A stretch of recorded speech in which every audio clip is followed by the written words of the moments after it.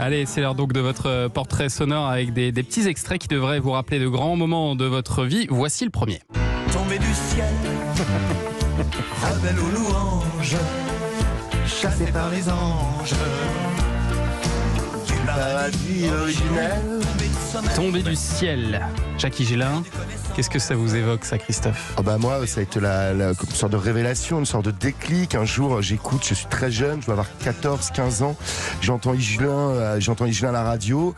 Et puis, mes parents n'écoutaient pas forcément Jackie Higelin. Et moi, j'ai une espèce de déclic musical. Et puis, je deviens une espèce de fan de Jackie Higelin. Je vais le voir sur scène à 15 ans, 16 ans. Je vais sonner à sa porte.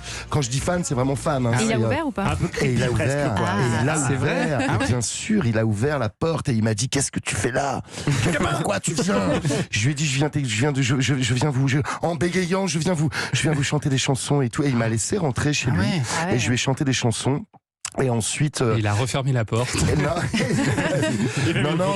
Et après, ça a été une vie, comment dire, ma vie musicale n'aurait pas été la même si je n'avais pas rencontré Jackie Higelin. C'est quelqu'un qui m'a suivi, c'est quelqu'un qui m'a guidé, qui est devenu un ami par la suite. Et qui vous a donné envie de faire de la musique, vraiment. Après, vous avez organisé même des concerts pour vos voisins alors que vous étiez tout jeune. Exactement. Et puis qui m'a donné envie de faire de la musique, de faire du piano, d'écrire des chansons. Et puis même, quand Daniel m'a rencontré, un jour, il me connaissait sur scène et un jour, il a vu Jackie Higelin sur scène et il a compris, il m'a dit: ah ouais, il était à côté de moi, il y avait Christophe à côté de moi et donc j'entendais un concert là et un concert là. Mais sinon, en simultané, c'était très bizarre. Tu sais, quand t'es fan de quelqu'un, que tu essayes de lui ressembler, que même dans ta gestuelle, même dans ta manière de marcher, même dans tu vois, il y avait vraiment une espèce de similitude totale, quoi. Et puis c'est marrant parce que des années et des années après, c'était mon voisin. Et puis des fois, je croisais Jackie Higelin juste à côté de chez moi avec mon fils et je le voyais. J'étais là: tiens, on change de trottoir, sinon pendant 1 heure, on va parler avec lui. Et donc, je suis passé de fan à où je sonne. Voilà, donc c'est quelqu'un que j'admire énormément. Et d'ailleurs, après son décès, je trouve il n'y a pas eu vraiment, véritablement de grand hommage à Jackie Higelin parce que voilà, c'est un auteur absolument incroyable, c'est un homme de scène, un showman, c'est quelqu'un qui, un poète. Voilà, donc je suis absolument ravi que ce matin vous me fassiez écouter Tombé du ciel. Allez, prochain extrait. Il paraît que les gens ont une force en eux, il paraît qu'elle se multiplie quand ils sont plus de deux, il paraît que le phénomène est valable pour les yeux. Qu'est-ce qu'on écoute là? Ils sont tout timides. Racontez-nous, Daniel. Là, c'est Gizmo qui chante, c'est Empanada. C'est l'album d'Empanada. C'est un big band, hein? C'est un big band, je crois qu'on était 12. Une quinzaine, 12 ou 15 là-dedans. Et en fait, c'était le premier projet de Giz avec Manu, avant même Trio. C'est un peu les racines de Trio là qu'on entend finalement. Complètement. C'est un peu ça, mais du coup il a dû arrêter le groupe quand Trio a pris de l'ampleur. Et un jour il s'est dit: tiens, si on reformait Empanada, il m'a dit: ouais, viens avec moi. On est parti avec Pablo Mendes, le mec qui m'avait appris le cajon. Et du coup on avait fait cet album et on avait tourné. Ça veut dire quoi, Empanada? On est dans la panade ou c'est... Non, pas du tout. Empanada, c'est un hommage en fait, au début, quand il a commencé la musique, Giz, il a commencé Empanada avec des musiciens chiliens. Et nous, chez nous, on mange l'empanada, c'est ce chausson. Ah, ça vient de l'empanada. D'accord. C'est la viande, des oignons. Bien sûr. Voilà. Et donc ça vient de là, c'était un espèce d'hommage à l'Amérique. Mais oui, parce que j'ai même pas dit que vous étiez d'origine chilienne, évidemment. Totalement chilien même.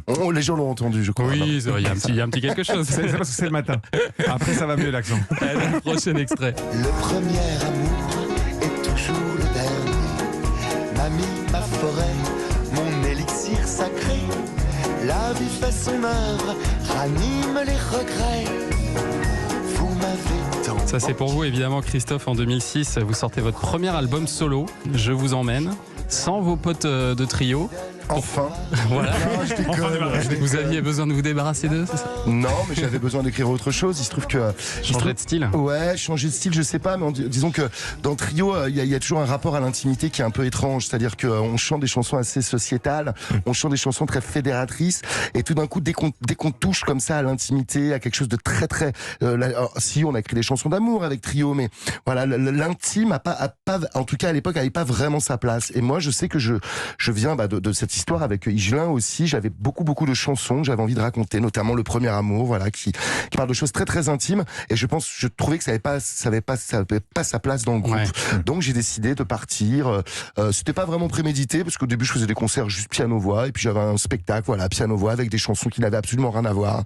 Voilà, et donc c'est devenu un album. Et puis finalement, j'ai tourné 2 ans et demi avec cet album. Et puis j'étais nominé aux Victoires. Et puis après j'ai tourné avec des musiciens. Et puis là le côté gilanesque ressortait complètement pleinement. Ouais. Et voilà. Et puis après j'ai mis ça de côté. On est revenu avec Trio parce que des fois il faut faire des choix dans la vie. Et puis et puis voilà. Et puis Trio, c'est la colonne vertébrale de ma vie musicale. Et puis Trio, l'histoire continue depuis plus de 25 ans. Vous allez fêter ça d'ailleurs à l'Accor Arena l'an prochain, normalement 12 février. Pourquoi normalement? Non, il y a pas normalement. Je crois qu'il y a eu 18 reports à peu près de ce concert. Non, mais c'est un truc de fou. Il y a eu énormément de reports et puis ça va être une grande fête avec plein d'invités. Mais là en ce moment, on est en train de rappeler tout le monde et on est hyper ému parce que tous les artistes nous disent mais oui, on sera là après les 18 reports. Ah, mais on sera là, c'est sûr, et on sera là dans quelques minutes avec toi, Joe Hub. On va parler d'une grande